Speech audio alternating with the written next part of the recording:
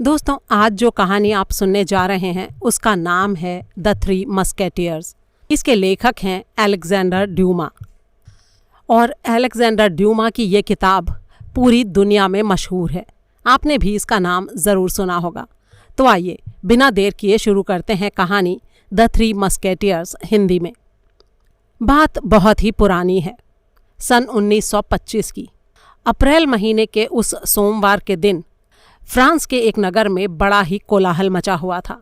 चारों तरफ लोग भाग दौड़ कर रहे थे। बच्चे, बूढ़े, जवान सभी एक सराय की तरफ भागे जा रहे थे। किसी को पता नहीं था कि आखिर बात क्या है। देखते ही देखते सराय के आगे लोगों की भीड़ जमा हो गई। सारे लोग एक नौजवान की तरफ देख रहे थे। इस नौजवान की उम्र कुछ 18-19 साल के करीब थी। वो रेशमी कपड़े पहने हुए था और कमर में एक लंबी तलवार बांधे था। पास में ही खड़ा था उसका घोड़ा, जो देखने में एकदम बूढ़ा और मरियल सा दिखाई दे रहा था। लोग इस विचित्र सरदार को बड़ी ही हैरानी से देख रहे थे और हंसी मजाक कर रहे थे। असल में ये जो नौजवान था, ये एक छोटा मोटा 30 मार खां था। अगर आपने 30 मार खां या डॉन क्विक्सोट की कहानी पढ़ी होगी तो आप आसानी से समझ पाएंगे कि इस विचित्र सरदार और इसके घोड़े को देखने के लिए नगर के इतने लोग क्यों उमड़ पड़े थे। ये नन्हा सा 30 मार खां संसार में बहादुरी के काम करने के लिए घर से निकला। उस समय इसके पिता ने इसे अपना सबसे प्यारा घोड़ा दिया और साथ में कुछ सीख भी दी। पिता ने इससे कहा था, देखो बेटा, तुम परदेश जा रहे हो, इसलिए मेरी 2-4 बातें याद रखना। मैं तुम्हें अपना ये घोड़ा दे रहा हूँ। ये भी तुम्हारी तरह इसी घर में पैदा हुआ था और अब ये 12-13 साल का हो चुका है। अच्छा सुनो, पहली बात तो ये कि अगर तुम कभी सौभाग्य से सम्राट के दरबार में पहुंच सको तो तुम अपने खानदान के ऊंचे नाम को मत भूलना। अपने खानदान की इज्जत अब तुम्हारे ही हाथ में है। इतना याद रखना कि तुम्हें सम्राट के अलावा और किसी के आगे सिर झुकाने की ज़रूरत नहीं है। अब तुम्हें देने के लिए मेरे पास और तो कुछ नहीं है, इसलिए ये बस 15 क्राउन है, इन्हें अपने पास रख लो। और दूसरी बात यह है कि तुम्हारी माँ ने एक खाना बदोश औरत से एक मरहम बनाना सीखा था। तुम भी इसे बनाने का कौशल सीख लो। इसे किसी भी घाव पर लगाने से थोड़े ही समय में वो घाव ठीक हो जाता है, चाहे वो कितना ही भयानक या गला सड़ा क्यों ना हो। इसके अलावा तुम पेरिस में एक पुराने सरदार से ज़रूर मिलना। तुम्हारे लिए उनका जीवन आदर्श है। उनका नाम है मिस्टर त्रिवेल। हम दोनों में बड़ी ही दोस्ती थी। आजकल वो सम्राट के बॉडीगार्ड्स के सेनापति हैं। उन्हें 10,000 क्राउन हर महीने वेतन मिलता है। लेकिन एक दिन था जब वो तुम्हारे जैसे ही साधारण आदमी थे। मैं उनके नाम तुम्हें एक चिट्ठी लिख कर देता हूँ। और इस तरह से सीख देकर पिता ने उसे आशीर्वाद दिया और घर से विदा कर दिया। इस लड़के का नाम था डार्टान्योन। सराय के पास खड़ी भीड़ की परवाह ना करते हुए डार्टान्योन ने देखा कि सराय की खिड़की में एक लंबा तगड़ा आदमी बैठा था और उसकी तरफ इशारे करके अपने पास बैठे 2 दूसरे आदमियों से कुछ कह रहा था। डार्टान्योन ने सुना कि असल में वे लोग उसके घोड़े के बारे में हंसी मजाक कर रहे थे। उसे ये बात बहुत बुरी लगी। उसने सोचा कि मैं देहात का रहने वाला हूँ, इसलिए ये लोग मेरा मजाक बना रहे हैं, लेकिन मुझे ये सब सहन नहीं करना चाहिए। वो गुस्से में कांपते हुए बोला, क्यों भाई, आप खिड़की में बैठकर अपने को क्या समझ रहे हैं? मैं जानना चाहता हूँ कि आप मुझे देखकर हंस क्यों रहे हैं।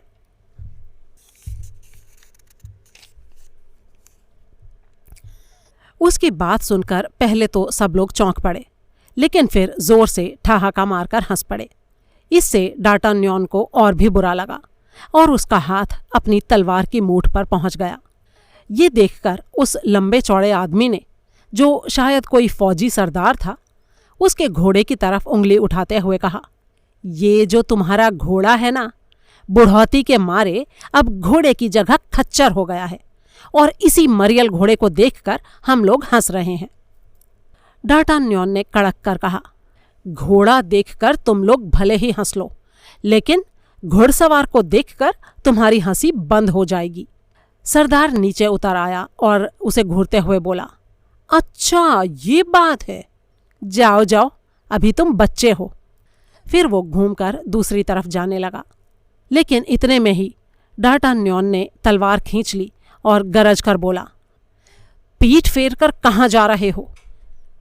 मर्द हो तो मुकाबला करो, मैं किसी की पीठ पर वार नहीं करता। सरदार ने पलटकर कहा, कैसा वार? तुम मुझसे लड़ना चाहते हो? तुम्हारा दिमाग तो खराब नहीं हो गया है छोकरे?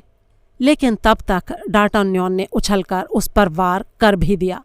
अगर सरदार समय रहते ही अलग ना हट गया होता तो उसका सिर जमीन पर लौट रहा होता। अब उसकी समझ में आ गया कि ये लड़का मजाक नहीं कर रहा है। देखते ही देखते सरदार के दूसरे साथी भी तलवारें लेकर डार्टान्योन पर टूट पड़े, लेकिन वो बिल्कुल भी नहीं घबराया। वो उनका मुकाबला करने लगा, और वो भी डटकर। सरदार ने अपने साथियों से कहा, इसको मारने की ज़रूरत नहीं, इसकी तलवार छीन लो और इसे इसके मरियल घोड़े पर बैठाकर शहर से बाहर निकाल दो। डार्टान्योन ने तलवार चलाते चलाते जवाब दिया, अरे जाओ जाओ, तुम्हारे जैसे बहुत देखे हैं। शहर तो मैं छोड़ ही दूंगा, लेकिन तुम्हारा सिर काटने के बाद यहाँ से जाऊंगा। उसकी ये बात सुनकर सरदार ने मन ही मन सोचा, ऐसा शानदार लड़का तो बहुत दिनों बाद देखने में आया है। लेकिन तब तक एक आदमी की तलवार से डार्टान्योन लड़खड़ा गया और ज़मीन पर गिर पड़ा। अब तक वहाँ बहुत से लोग इकट्ठे हो गए थे। सरदार के कहने पर सराय के मालिक ने डार्टान्योन को उठाकर अंदर कमरे में पहुंचा दिया। वहाँ पर उसके मुंह पर पानी के छींटे मारे जाने लगे। कुछ देर बाद सराय वाले ने आकर सरदार से कहा, हुजूर, वो लड़का बेहोश हो गया है।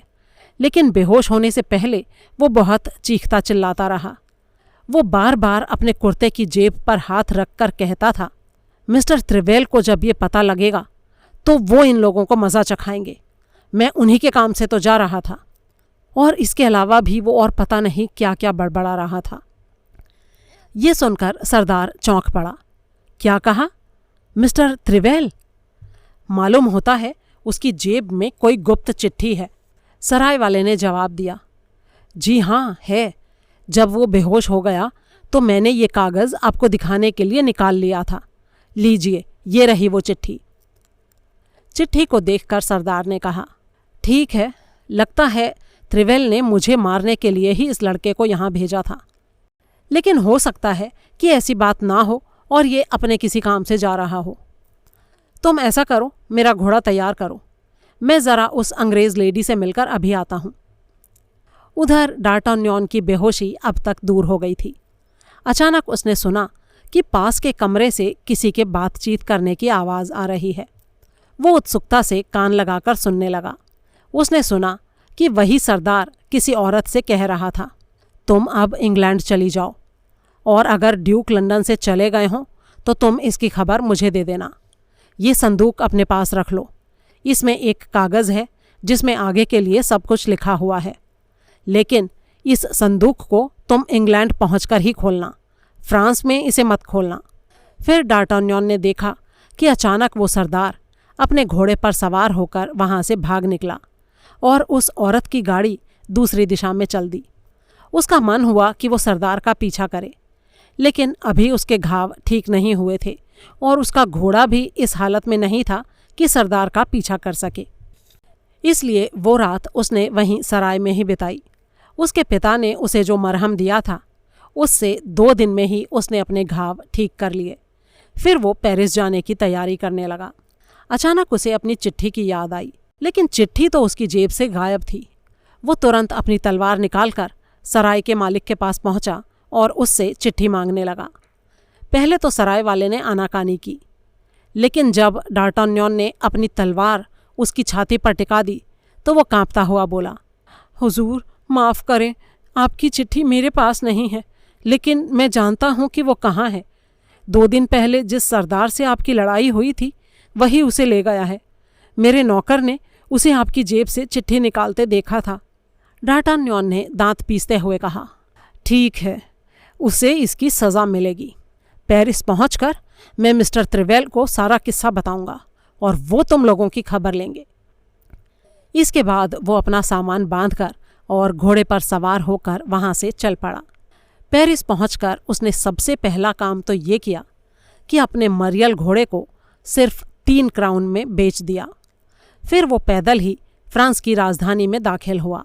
शहर में पहुंचकर उसने एक छोटा सा मकान किराए पर ले लिया। अगले दिन वो अच्छे कपड़े पहनकर और कमर में तलवार लटकाकर मिस्टर त्रिवेल से मिलने के लिए चल पड़ा। अध्याय 2। जब डार्टन्योन ने मिस्टर त्रिवेल की बैठक में प्रवेश किया तो उन्होंने मुस्कुराकर उसका स्वागत किया। डार्टन्योन ने जमीन छूकर उन्हें प्रणाम किया। मिस्टर त्रिवेल ने खुश होकर उसे आशीर्वाद दिया और इशारे से बैठने को कहा। फिर उन्होंने अपने सिपाहियों को आवाज़ दी, एथोस, पार्थोस, एरामिस, ज़रा यहाँ आओ तो। उनकी आवाज़ सुनते ही 2 सैनिक वहाँ आ पहुँचे। डार्टन्योन इन दोनों को पहचान गया क्योंकि मकान के बाहर वो उन्हें पहले ही देख चुका था।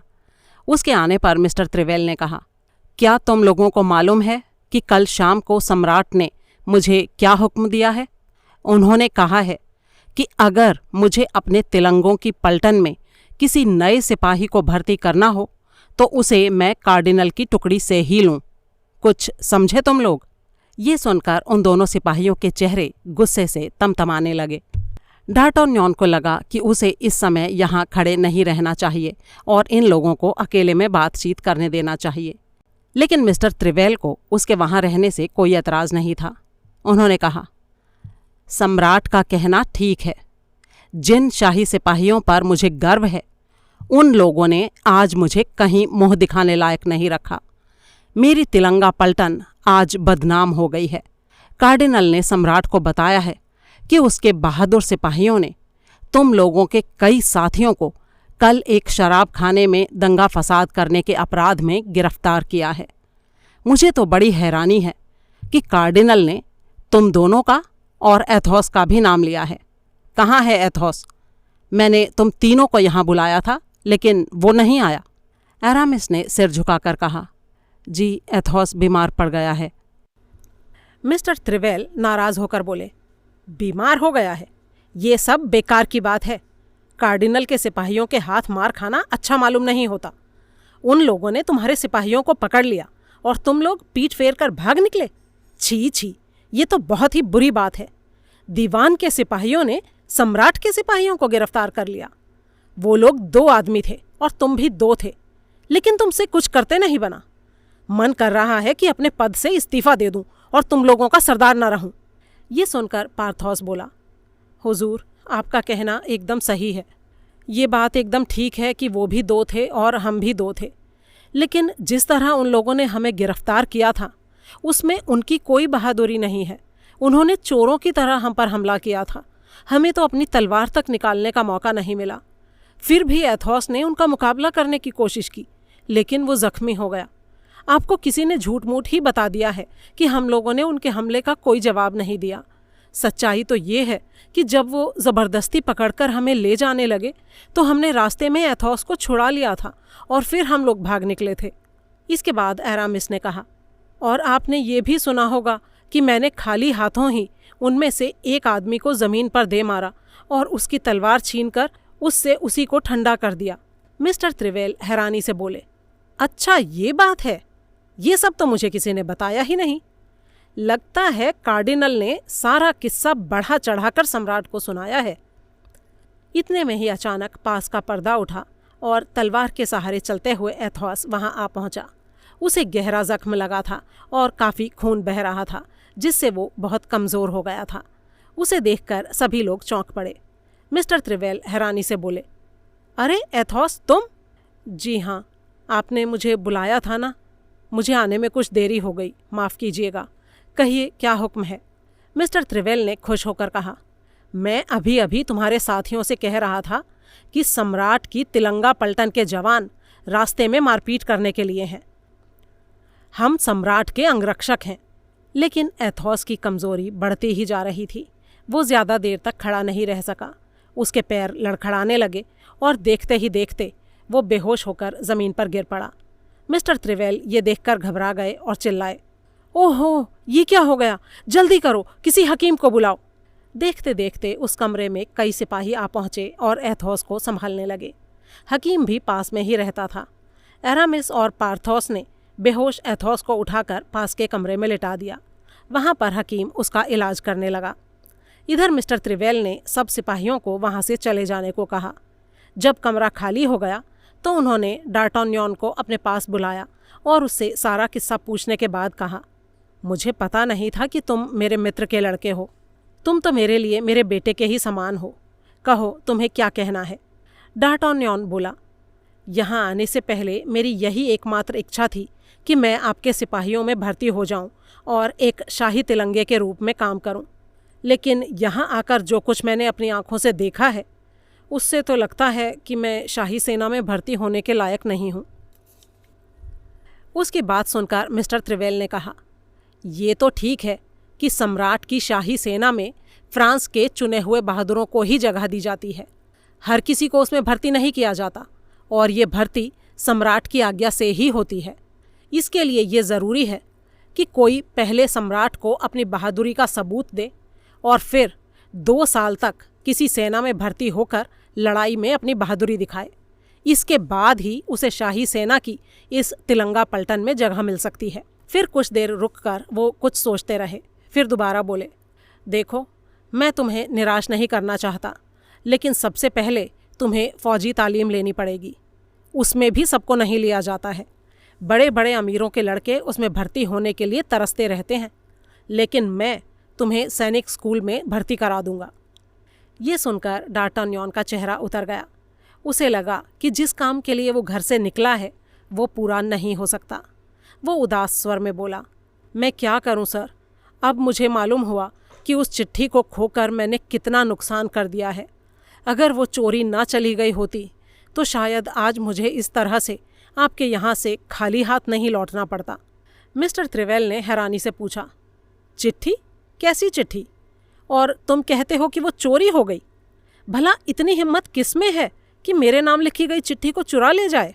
इस पर डार्टान्योन ने सराय वाली घटना उन्हें बताई।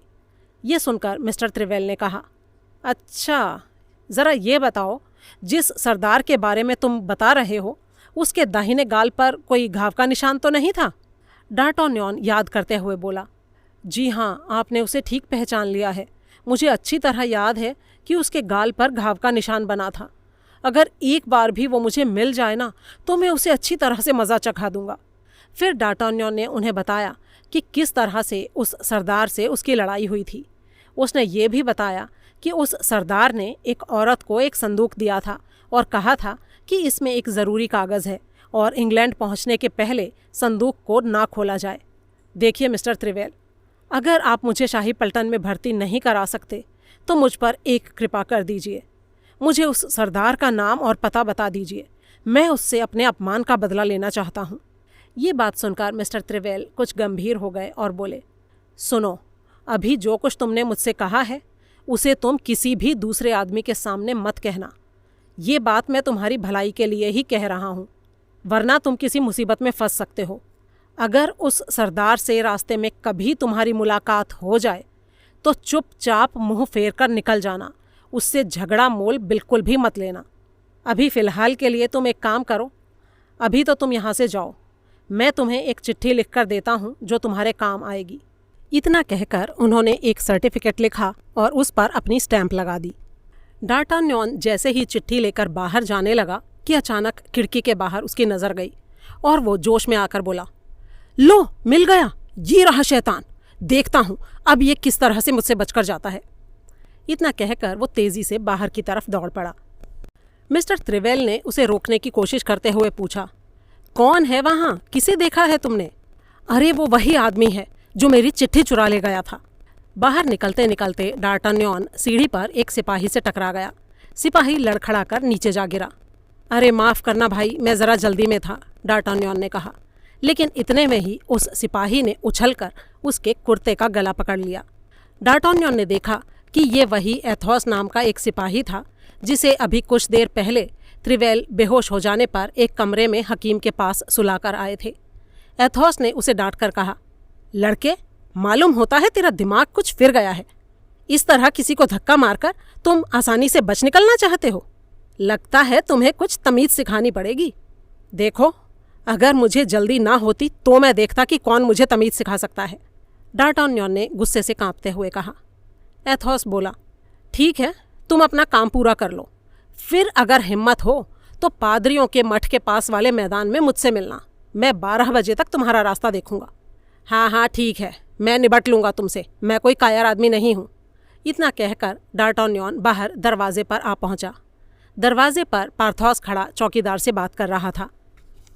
वो दोनों इस तरह से खड़े थे कि उनके बीच में से एक आदमी आसानी से निकल सकता था। डार्टन्योन ने उनके बीच से निकलने की कोशिश की, लेकिन उसकी तलवार की मूठ में अटक कर पार्थोस का कुर्ता फट गया। वो नाराज होकर बोला, बेवकूफ़ कहीं के, अंधे हो गए हो क्या, देखकर नहीं चल सकते?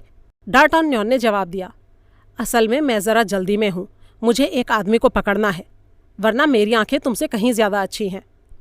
पार्थोस गुस्से से कांपते हुए बोला, क्या बक रहा है लड़के, जानता नहीं है तो किससे बात कर रहा है? लगता है तुझे सिखाना पड़ेगा कि शाही तिलंगे से किस तरह बात करनी चाहिए। अरे जाओ जाओ, तुम मुझे क्या सिखाओगे? लेकिन हाँ, अगर तुम मुझसे लड़ना ही चाहते हो तो थोड़ी देर बाद मैं तुमसे भी निपट लूँगा। ओहो ऐसा है, तो फिर तुम मुझसे शाही बाग के सामने 1 बजे मिलना। हाँ हाँ ठीक है, मिल लूँगा। इतना कहकर डार्टन्योन बाहर सड़क पर निकल आया और फिर वो उसी तरफ दौड़ने लगा जिधर उसने अपने दुश्मन को जाते हुए देखा था। लेकिन उसे देरी हो गई थी, वो आदमी वहाँ से जा चुका था। उसने ढूंढने की बड़ी कोशिश की, लेकिन वो नहीं मिला। अपने दुश्मन से बदला लेने का ये मौका हाथ से निकल जाने पर उसे बड़ा ही अफसोस हुआ। कुछ दूर आगे चलने पर उसने देखा कि एरामिस नाम का एक दूसरा सिपाही, जिसे उसने मिस्टर त्रिवेल की बैठक में देखा था, एक जगह पर खड़ा कुछ सिपाहियों से बातें कर रहा था।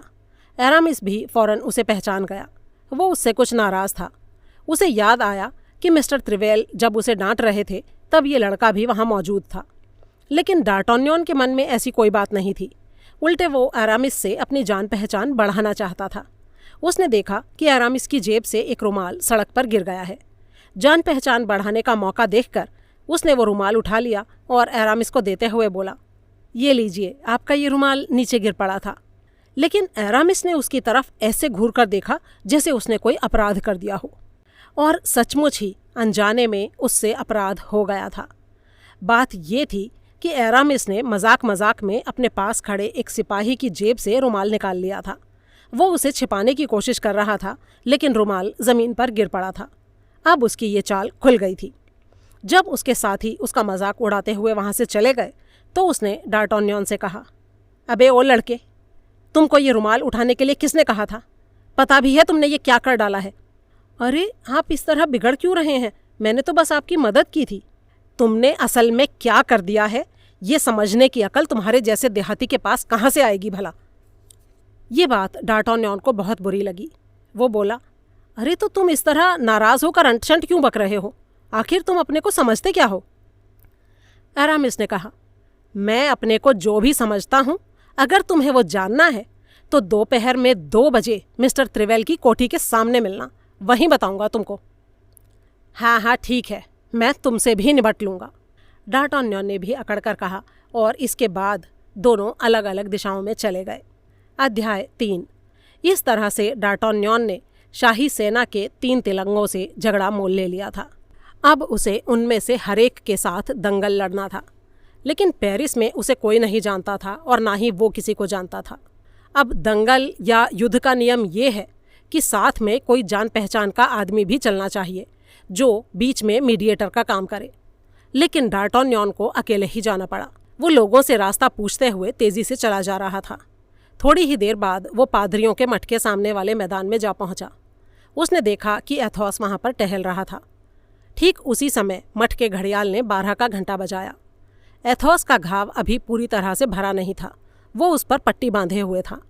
डार्टन्योन के वहां पहुंचने पर उसने कहा, देखो भाई, मैंने अपने जिन 2 मित्रों को आज दंगल में अपनी तरफ से पंच बनाया है, वे लोग अभी तक आए नहीं हैं, इसलिए थोड़ा लेट हो जाएंगे हम। डार्टन्योन ने जवाब दिया, मेरा तो पेरिस में कोई दोस्त ही नहीं है जिसे मैं अपना मीडिएटर बना सकूं। मैं तो परसों ही पेरिस आया हूं और यहाँ सिर्फ मिस्टर त्रिवेल को छोड़कर और किसी को नहीं जानता। मिस्टर त्रिवेल मेरे पिता के मित्र हैं। इतने में ही पार्थोस वहाँ पर आ पहुँचा। पार्थोस को वहाँ देखकर डार्टन्योन को बड़ी हैरानी हुई। उसने पूछा, क्या यही तुम्हारे पंच होने वाले हैं? तब तक एरामिस भी वहां आ पहुंचा था। एथोस ने कहा, हाँ, यही दोनों मेरी तरफ से पंच हैं। क्या तुम्हें कोई आपत्ति है? इससे पहले कि डार्टान्यन कोई जवाब दे पाता, एथोस ने कुछ गर्व के साथ कहा, क्या तुम्हें पता नहीं है कि हम तीनों हमेशा साथ रहते हैं? जहां हम में से एक आदमी जाएगा वहां बाकी के दो भी जरूर जाएंगे। पेरिस में तुम किसी से भी पूछ सकते हो कि एथोस, पार्थोस और एरामिस कभी भी अलग नहीं हो सकते, और इसीलिए तो लोग हमें 3 तिलंगे यानी 3 मस्केटियर्स के नाम से जानते हैं। पार्थोस और एरामिस भी डार्टान्यन को वहां देखकर कुछ हैरानी में पड़ गए थे। एथोस ने उन लोगों से कहा, इसी नौजवान के साथ आज मुझे दंगल लड़ना है। पार्थोस बोला, अरे लेकिन मुझे भी तो इसी के साथ लड़ना है। फिर एरामिस की बारी आई, अरे मुझे भी तो इसी आदमी से निपटना था, 2 बजे हम दोनों को लड़ना था। अब तीनों दोस्त बड़े ही चक्कर में पड़ गए। उन्होंने आपस में एक दूसरे से पूछा कि वो डार्टान्यन से क्यों लड़ना चाहते हैं। सब ने एक दूसरे को अपना अपना कारण बताया। अंत में डार्टान्यन ने उन तीनों से कहा, आप लोग मुझे उम्र में छोटा समझकर इस तरह से निराश मत होइए। मैं सबसे लड़ना चाहता हूँ, लेकिन मुझे सबसे पहले मिस्टर एथोस से लड़ना है। अगर इनके हाथों में मारा गया तो आप लोगों से नहीं लड़ सकूंगा, इसलिए मैं पहले ही माफ़ी मांग लेता हूँ। चलिए अब आइए, मैं तो तैयार हूँ। एथोस बोला, मैं भी तैयार हूँ। दोनों तलवार निकालकर एक दूसरे पर टूट पड़े, लेकिन अचानक उन लोगों ने देखा कि मैदान की दूसरी तरफ प्रधानमंत्री कार्डिनल के कुछ सिपाही अपने सरदार मिस्टर गुसाक के साथ उधर ही आ रहे थे। उन्हें देखकर एरामिस और पार्थोस ने एथोस से कहा, अरे सुनो, कार्डिनल के सिपाही आ रहे हैं, जल्दी से अपनी तलवार म्यान में रख लो। लेकिन तब तक काफ़ी देर हो चुकी थी। कार्डिनल के सिपाहियों ने देख लिया था कि वे लोग सड़क पर दंगल लड़ रहे थे। अपने सैनिकों के साथ पास आकर गुसाक ने कहा, तुम लोगों ने फिर से सड़क पर मारपीट शुरू कर दी। सम्राट की आज्ञा की तुम लोगों के लिए कोई कीमत नहीं है क्या? गुसाक से तीनों तिलंगे बहुत चिढ़े हुए थे। अभी कल ही गुसाक से हाथापाई होने के कारण एथोस घायल हो गया था। वो ज़रा बेपरवाही से बोला, अरे सर, आप तो बड़े ही दयालु आदमी हैं, ज़रा सा हम लोगों को लड़ लेने दीजिए, आप लोग भी तमाशा देखिए ना। गुसाक उसे डांटते हुए बोला, चुप रहो, बेकार की बकबक मत करो। हम लोग सम्राट के नौकर हैं और उनकी आज्ञा का पालन कर रहे हैं। तुम तलवार म्यान में डालो और यहाँ से चलते बनो। इस पर एरामिस उसका मजाक उड़ाते हुए बोला, माफ़ कीजिएगा हुजूर, हम लोग भी सम्राट के नौकर हैं। आपको तो मालूम ही है कि हम शाही सेना के सिपाही हैं। मिस्टर त्रिवेल ने हमसे कहा है कि हम जो चाहें वो कर सकते हैं, इसलिए आप चुपचाप यहाँ से तशरीफ़ ले जाइए। ये सुनकर गुसाक और उसके सिपाहियों को बड़ा गुस्सा आया। वो बोला, अगर तुम लोग नहीं मानोगे तो हमें तुम्हारे ऊपर हमला करके एक एक की अक्ल ठिकाने लगानी पड़ेगी। एथोस ने अकड़कर कहा, आखिर तुम अपने आप को समझते क्या हो? ये मत समझना कि हम डरकर भाग जाएंगे।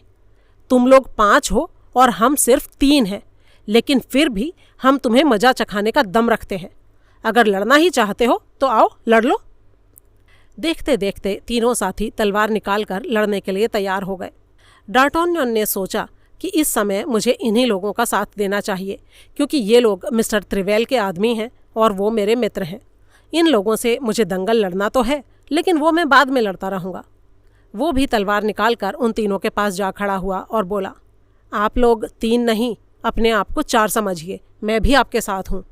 पहले तो उन लोगों ने उसे समझा बुझाकर इस झगड़े से अलग रहने को कहा, लेकिन जब वो नहीं माना तो तीनों तिलंगे उसे अपने साथ रखने के लिए राज़ी हो गए।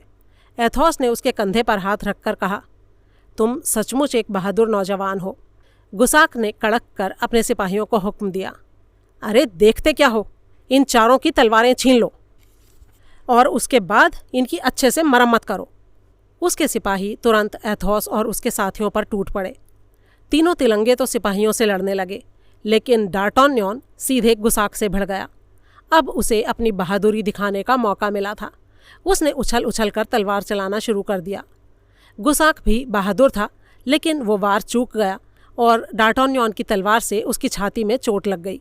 वो लड़खड़ाकर ज़मीन पर गिर गया। उधर एथोस और उसके साथी दूसरे दोनों तिलंगों ने बाकी सिपाहियों को ज़मीन पर गिरा दिया। उनमें से बेकरे नाम का एक सिपाही बड़ा बहादुर था। वो आखिर तक लड़ता रहा। गुसाक ने जब अपनी हार होते देखी तो बेकरे को भी तलवार फेंक देने का हुक्म दिया। पहले तो वो नहीं माना, लेकिन अंत में उसे अपने मालिक का हुक्म मानना पड़ा। डार्टोनियन और उसके साथियों ने गुसाक और उसके दूसरे घायल साथियों को उठाकर मठ की सीढ़ियों पर रख दिया और फिर वो उनकी तलवार छीनकर मिस्टर त्रिवेल की कोठी की तरफ भाग निकले। इस झगड़े की खबर सारे शहर में फैल गई। लोग 3 तिलंगों के साथ डार्टोनियन की बहादुरी की भी चर्चा करने लगे। मिस्टर त्रिवेल ने खुद सम्राट को उसकी बहादुरी के बारे में बताने का फैसला किया। वो डार्टोनियन को शाही सिपाहियों की तिलंगा पलटन में भर्ती कराने के लिए काफ़ी उत्सुक थे। सरकारी हुक्म को ना मानकर रास्ते में मारपीट करने के कारण मिस्टर त्रिवेल ने तीनों तिलंगों को अपने पास बुलाकर खूब डांटा फटकारा, लेकिन मन ही मन वो उनकी बहादुरी की तारीफ करते रहे। उन्होंने डार्टोनियन को भी समझाया कि इस तरह से सड़क पर मारपीट करना अच्छा नहीं है। इसके बाद वे सम्राट के दरबार में जाने के लिए वहाँ से रवाना हो गए। महल में पहुँचने पर उन्हें पता चला कि सम्राट किसी गुप्त बैठक में अपने प्रधानमंत्री के साथ बातचीत कर रहे थे। असल में बात ये थी कि उनके वहाँ पहुँचने से पहले ही प्रधानमंत्री सम्राट के पास पहुँच गया था और उनसे मिस्टर त्रिवेल के आदमियों की शिकायत कर रहा था। मिस्टर त्रिवेल इस बात से घबराए नहीं। मौका मिलते ही उन्होंने भी सम्राट से भेंट की और उनको बताया कि प्रधानमंत्री के सिपाहियों ने ही आपके शाही सिपाहियों से जानबूझकर झगड़ा मोल लिया था। मिस्टर त्रिवेल ये जानते थे कि सम्राट प्रधानमंत्री और उनके सिपाहियों से नाराज़ रहते हैं। उन्होंने सम्राट को ये भी बता रखा था कि जनता प्रधानमंत्री के सिपाहियों के बजाय शाही तिलंगों को ज़्यादा बहादुर समझती है। सम्राट ने कहा, लेकिन असल में बात क्या हुई थी, ज़रा मुझे ठीक से बताओ। मिस्टर त्रिवेल ने खूब नमक मिर्च लगाकर सम्राट को सारा किस्सा कह सुनाया। अंत में उन्होंने कहा, महाराज, इस झगड़े में प्रधानमंत्री के तो 7-8 सिपाही थे, लेकिन आपके सिर्फ 3 सिपाही थे और फिर भी उन्होंने बड़ी बहादुरी से प्रधानमंत्री के सिपाहियों को खदेड़ दिया। इसके अलावा महाराज, आपके 3 तिलंगों के साथ एक और लड़का भी था जिसने लड़ाई में बड़ी ही बहादुरी दिखाई। उसका नाम है डार्टोनियन और वो शाही फौज में भर्ती होने के लिए ही पेरिस आया है। सचमुच वो बड़ा ही बहादुर लड़का है। उसे भी महाराज के तिलंगों में भर्ती कर लिया जाना चाहिए।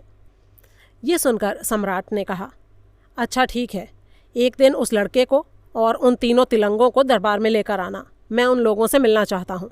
अब जिस दिन मिलना तय हुआ था उस दिन ठीक समय पर मिस्टर त्रिवेल उन चारों को लेकर दरबार में पहुँच गए। इस बीच डार्टोनियन एक बार और अकेले ही प्रधानमंत्री के सिपाहियों से लड़ चुका था। दरबार में पहुंचकर उसने सम्राट के पैरों में अपनी तलवार रख दी और सिर झुकाकर नमस्कार किया। सम्राट उसे देखकर बड़े खुश हुए और उन्होंने मिस्टर त्रिवेल को हुक्म दिया कि इस नौजवान को शाही फौज में भर्ती कर लिया जाए। अध्याय 4। डार्टोनियन की खुशी की कोई सीमा नहीं थी। अब उसे शाही फौज में जगह मिल गई थी। वो खूब मन लगाकर काम करने लगा। एक दिन की बात है, वो बाजार में घूम रहा था। अचानक उसकी नज़र एक औरत पर पड़ी जिसे वो फौरन पहचान गया। ये वही अंग्रेज़ औरत थी जिसे उसने उस दिन सराय की खिड़की से देखा था। उस दिन वो उस सरदार से लकड़ी का एक संदूक लेकर और गाड़ी में बैठकर न जाने कहाँ चली गई थी। आज बाजार में उसे देखकर डार्टोनियन को कुछ संदेह हुआ और वो उसका पीछा करने लगा। कुछ दूर आगे जाकर वो औरत एक घोड़ा गाड़ी में बैठ गई।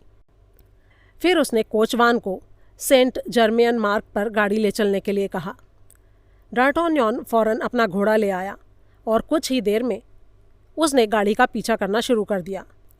उसने देखा कि गाड़ी के साथ साथ एक घुड़सवार भी चल रहा था। उसने थोड़ा नज़दीक जाकर सुना। वे लोग आपस में अंग्रेज़ी में बातचीत कर रहे थे। डार्टोनियन की समझ में कुछ नहीं आया, लेकिन वो इतना ज़रूर समझ गया कि वो औरत काफ़ी नाराज़ थी और घुड़सवार जो था वो हंस हंस कर उसकी बात टालता जा रहा था। डार्टोनियन ने सोचा कि इन लोगों से जान पहचान किए बिना काम नहीं चलेगा। उसने गाड़ी के पर्दे के पास मुँह ले जाकर कहा, मैडम, आपको मेरी सेवा की ज़रूरत हो तो मैं तैयार हूँ। लगता है आप इस घुड़सवार से नाराज़ हैं। ये आपको तंग कर रहा है शायद। आप कहें तो मैं इसे मार भगाऊँ। गाड़ी के साथ साथ एक दूसरे आदमी को चलते देखकर वो अंग्रेज़ औरत चौंक पड़ी और फ्रेंच भाषा में बोली, बहादुर नौजवान, तुम मेरी मदद करना चाहते हो ये जानकर मुझे खुशी हुई, लेकिन ये घुड़सवार अगर मेरा भाई ना होता तो मैं ज़रूर तुम्हारी इस मदद से लाभ उठाती। ओह, माफ़ कीजिएगा मैडम, मुझे ये पता नहीं था कि ये आपके भाई हैं। तब तक घुड़सवार ने भी उसकी बात सुन ली थी। वो डार्टान्योन को डांटते हुए बोला, अबे ओ बेवकूफ़ लड़के, क्यों अपनी जान गंवाना चाहता है? चल भाग, अपना रास्ता देख।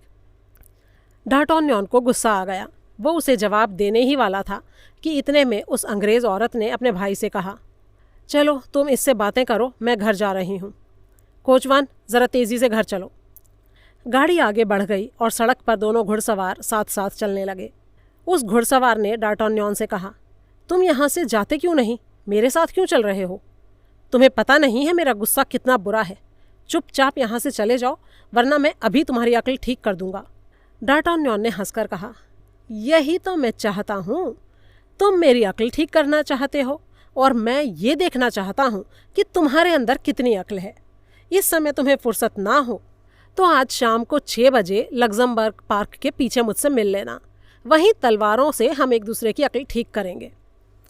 घुड़सवार ने थोड़ा हैरानी से उसे देखते हुए कहा, लगता है तुम्हारा दिमाग फिर गया है, वरना तुम मुझसे, शेफील्ड के नवाब लॉर्ड विंटर से इस तरह से अकड़ कर बात नहीं करते।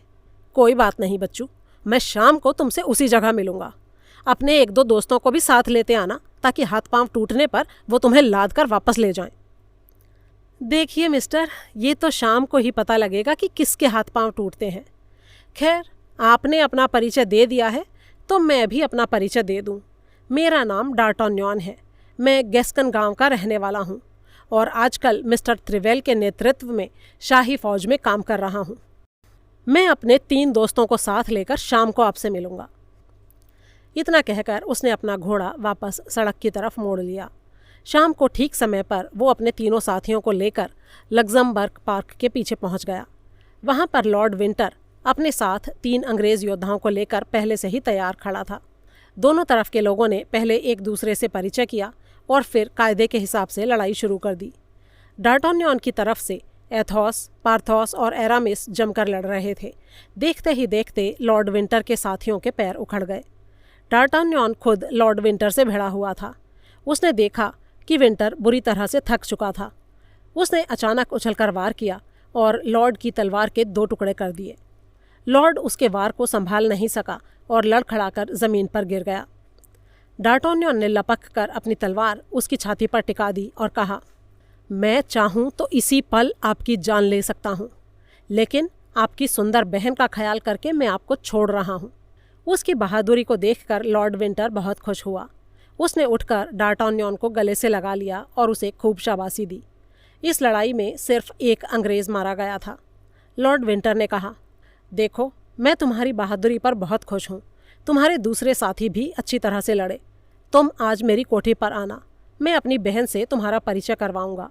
वो तुमसे मिलकर बहुत खुश होगी। तुम्हें ये तो पता ही होगा कि राज दरबार में उसका बड़ा मान है। डार्टान्योन ने जवाब दिया, ठीक है, मैं ज़रूर आपके घर आऊँगा। आपने मेरे 3 साथियों की तारीफ़ की है, लेकिन आपके साथी भी कम बहादुर नहीं थे। हम लोगों को इस बात का बड़ा अफसोस है कि आपका एक साथी मारा गया। इसके बाद सब लोग वहाँ से विदा हो गए। अध्याय 5। घर लौटकर डार्टान्योन ने अच्छी तरह से स्नान किया और सुंदर पोशाक पहनकर वो लॉर्ड विंटर की कोठी के लिए रवाना हो गया। वहाँ पहुँचने पर लॉर्ड ने उसका स्वागत किया और फिर बैठक में ले जाकर अपनी बहन से उसका परिचय करवाया। उस अंग्रेज़ महिला का नाम था लेडी केल्ड्रिक।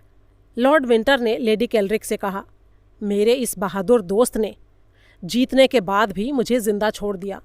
मैंने इसे इसलिए यहाँ बुलाया है कि तुम इससे मिलकर खुश होंगी। डार्टान्योन ने देखा कि उन लोगों ने एक बंदर पाल रखा था। बंदर को पुचकारते हुए लेडी केल्ड्रिक ने मुस्कुराते हुए कहा, मिस्टर डार्टान्योन, तुमसे मिलकर मुझे बड़ी खुशी हुई। तुम्हारा जब भी मन करे तुम हमारी कोठी पर आ सकते हो। तुम्हारे जैसे बहादुर नौजवान का हम अंग्रेज़ लोग बहुत आदर करते हैं। इसके बाद लॉर्ड विंटर उसे आज की लड़ाई का किस्सा सुनाने लगा। डार्टान्योन को ये देखकर थोड़ी हैरानी हुई कि लेडी केल्ड्रिक उनकी बातों को सुन तो रही थी, लेकिन वो कुछ खास खुश नहीं मालूम हो रही थी। बड़ी मुश्किल से वो अपनी चिढ़ को छिपाने की कोशिश कर रही थी। लॉर्ड विंटर ने डार्टान्योन को मेज़ के पास बुलाया और शराब का जाम पीने को दिया। वहीं दीवार के पास लगे एक आईने में लेडी केल्ड्रिक की छवि दिखाई दे रही थी। डार्टान्योन उसके चेहरे को गौर से देखने लगा, लेकिन लेडी को ये नहीं मालूम था कि डार्टान्योन की नज़र उसके चेहरे पर है। डार्टान्योन ने देखा कि उसके चेहरे पर हिंसा के भाव स्पष्ट नज़र आ रहे थे। वो बहुत ही घृणा के साथ उसकी तरफ देख रही थी। थोड़ी देर बाद एक नौकरानी ने आकर लॉर्ड विंटर से कुछ कहा और वो वहाँ से उठकर जाते हुए बोले, तुम ज़रा मेरी बहन के पास बैठो, मैं अभी आता हूँ। डार्टान्योन लेडी केल्रिक से बात करने लगा। उसे ये देखकर आश्चर्य हुआ कि इस बीच लेडी ने अपने चेहरे के भाव बिल्कुल बदल लिए थे और अब वो बहुत शांत दिखाई दे रही थी। बातचीत में उसने डार्टान्योन को बताया कि लॉर्ड विंटर असल में उसका भाई नहीं बल्कि उसके पति का बड़ा भाई है, यानी कि उसका जेठ। उसके पति की कुछ दिन पहले मृत्यु हो गई थी। उसके एक बच्चा भी था। डार्टान्योन को महसूस हुआ कि ये सब कुछ बताते हुए लेडी केल्रिक उससे कुछ छिपाने की कोशिश कर रही थी। बातचीत खत्म होते होते डार्टान्योन को ये लगा कि इस औरत के भाव चाहे जो कुछ भी हों, लेकिन ये मेरी भलाई ही चाहती है और मेरे खिलाफ ये कोई काम नहीं करेगी। इसके बाद वो अक्सर लेडी केल्रिक से मिलने जाने लगा।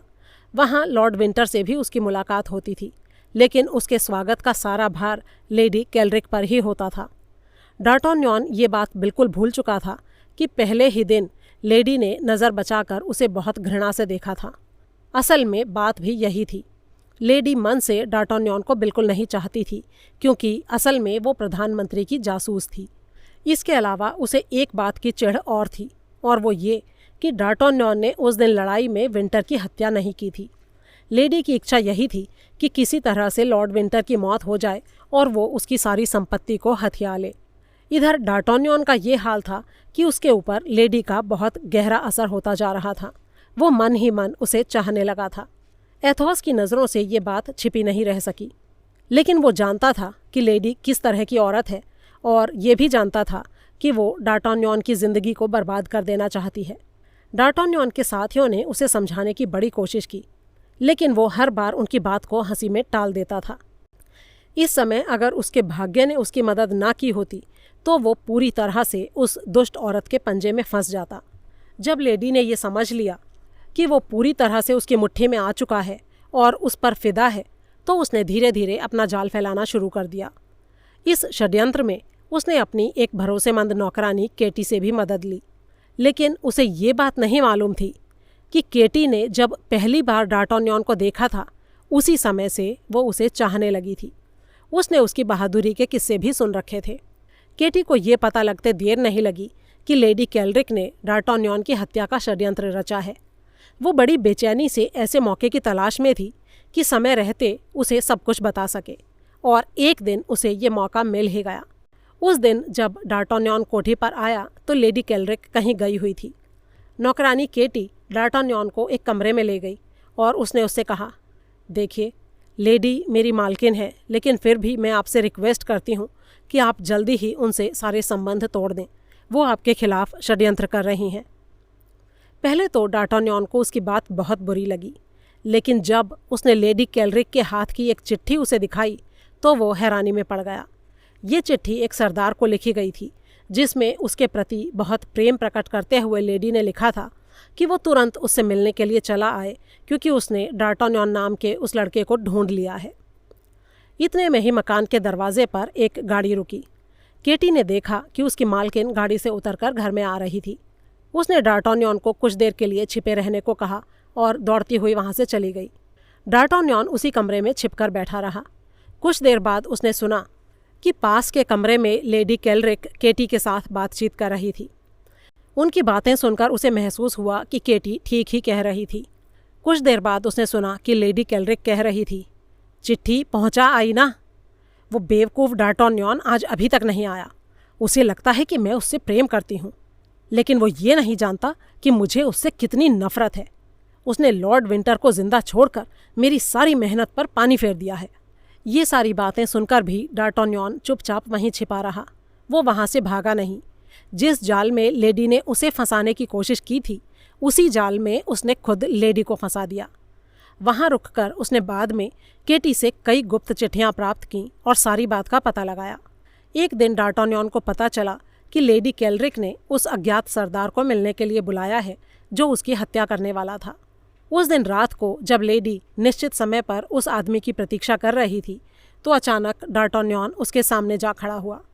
उसे देखकर पहले तो लेडी चकराई, लेकिन फिर उसने ऐसा मुंह बनाया जैसे वो उसी के आने की राह देख रही थी और उसके आने पर उसे बड़ी ही दिली खुशी हुई थी। लेकिन इस बार डार्टान्यन उसकी बातों में नहीं आया। उसने लेडी को बता दिया कि वो सब कुछ जानता है। उन गुप्त चिट्ठियों को उसके सामने रखते हुए वो बोला, क्यों?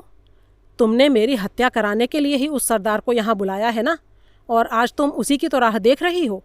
लेडी केल्रिक ने जब ये सब देखा कि उसकी सारी चाल खुल गई है, तो वो शर्म और गुस्से के मारे पागल हो उठी।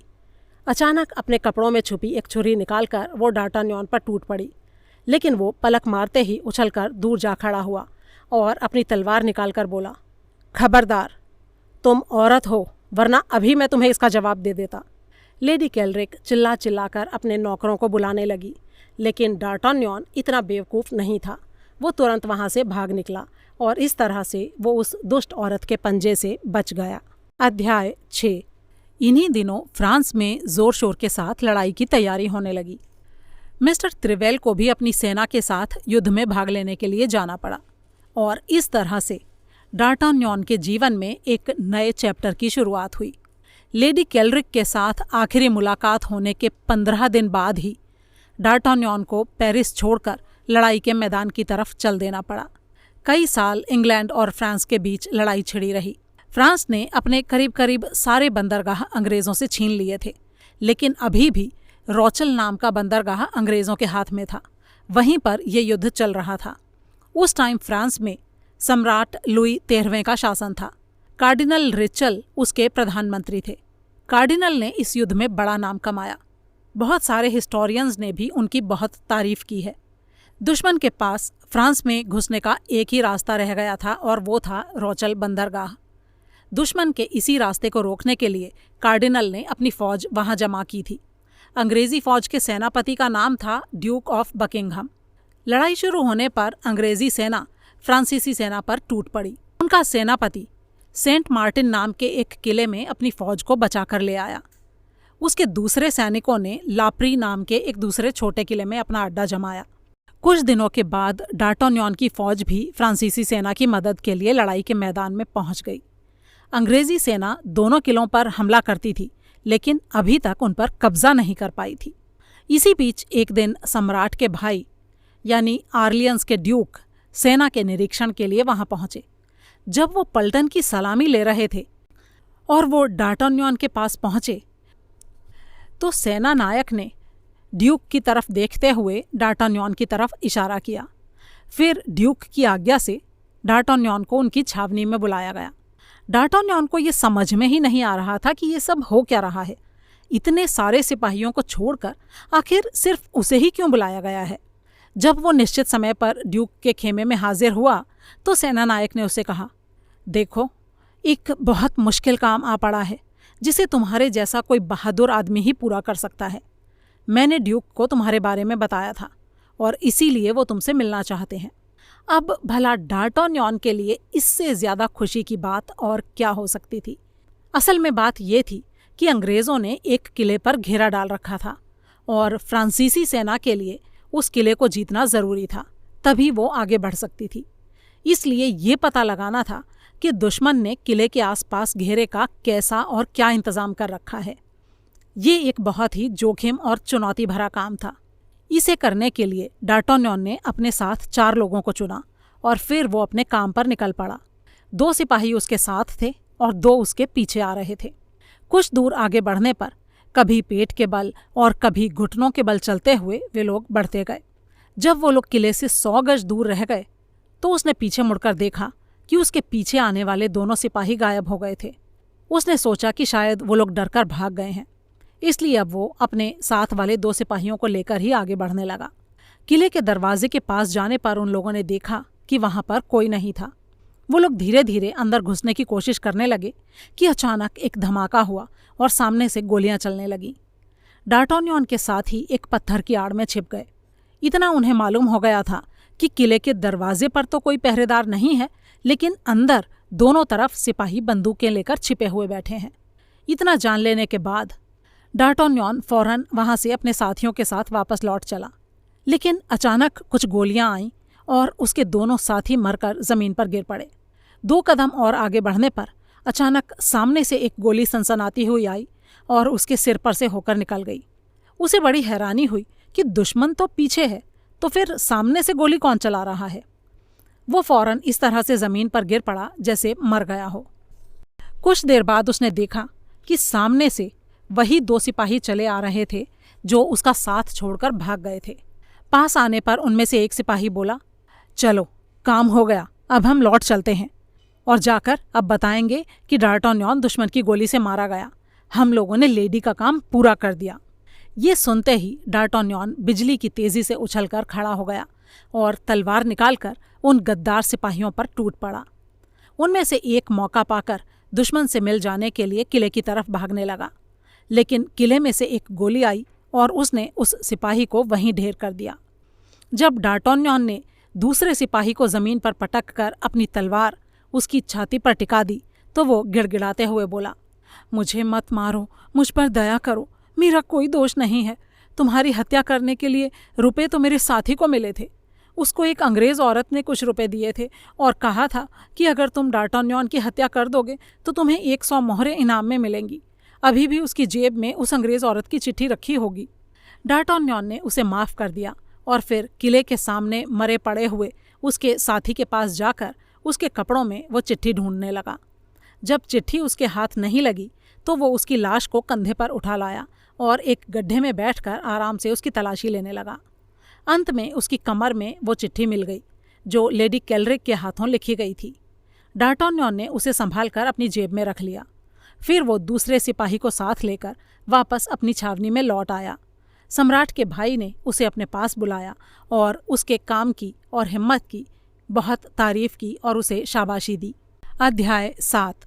कुछ दिनों बाद एक दिन की बात है कि डार्टान्यन अपने खेमे में बैठा था। इतने में एक आदमी एक चिट्ठी लेकर उसके पास पहुंचा। ये चिट्ठी तिलंगा पलटन के रसोइये ने उसके नाम लिखी थी। इसमें उसके साथ 3 तिलंगों के हाल लिखे हुए थे। उसमें यह भी लिखा था कि एथोस, पार्थोस और एरामिस लड़ाई के मैदान की तरफ आगे बढ़ रहे थे। रास्ते में एक जगह उन्होंने कहीं कुछ गड़बड़ी की थी जिससे कुछ दिनों के लिए उनको जेल में बंद कर दिया गया था। इस रसोइये का नाम था गोदो। अंत में उसने लिखा था, लेकिन फिर भी आपके साथी तिलंगे आपको भूले नहीं हैं। उन्होंने आपके लिए 12 बोतल शराब भेंट के रूप में भेजने को कहा है, जिसे मैं इस आदमी के साथ आपके पास भेज रहा हूँ। ये देखकर डार्टान्यन खुश हो गया।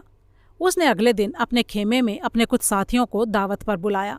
फलांशे नाम के उसके रसोइये ने खाना बड़ा अच्छा बनाया था। जिस गद्दार सिपाही को उसने माफ़ कर दिया था वो भी अब उसका सेवक बन गया था।